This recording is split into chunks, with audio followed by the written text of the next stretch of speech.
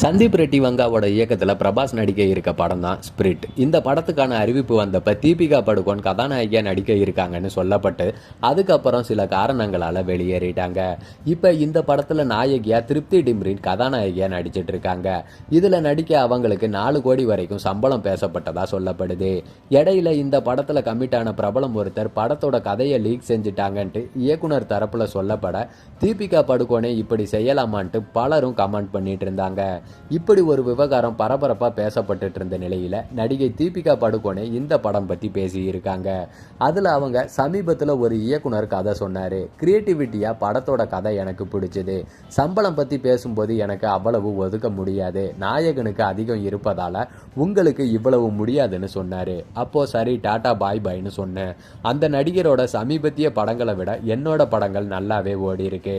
என்னோட மார்க்கெட் பற்றி எனக்கு தெரியும்னு பேசியிருக்காங்க. ஆனால் கதை வெளியிட்டுட்டாங்கன்ட்டு வந்த குற்றச்சாட்டு பற்றி எதுவுமே பேசலை.